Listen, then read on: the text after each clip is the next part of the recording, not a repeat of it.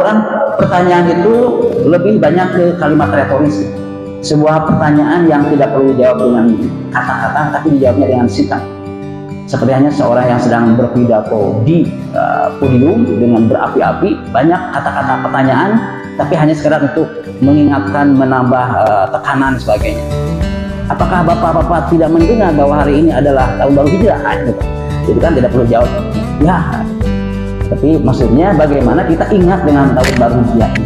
Nah, di dalam Al-Quran juga begitu, banyak ayat-ayat yang bernuansa pertanyaan.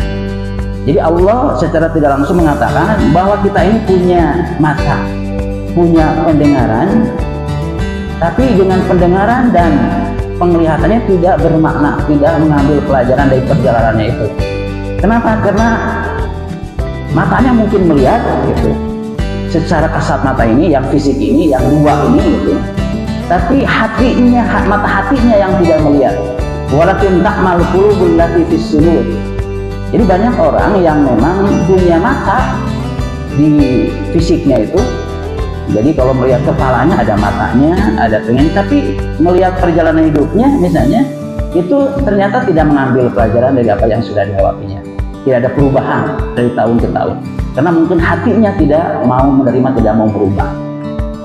Oleh karena itu, baik sekalian, sering kita ingatkan, kalau saya pribadi itu, bahwa Allah sudah menyediakan sekurang-kurangnya 3 sarana kehidupan yang sangat mendasar, yaitu antara telinga dan mata, untuk menerima masukan-masukan dari luar.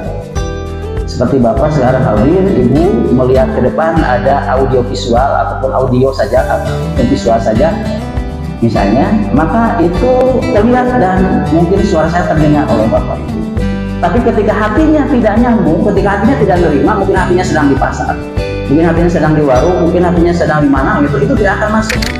Walaupun saya misalnya menyampaikan sekian ayat, sekian ucapan, karena hatinya tidak nyambung.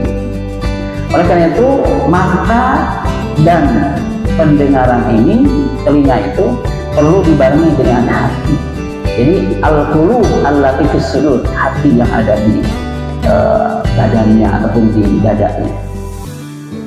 Nah, sekalian, ini yang kaitannya dengan perjalanan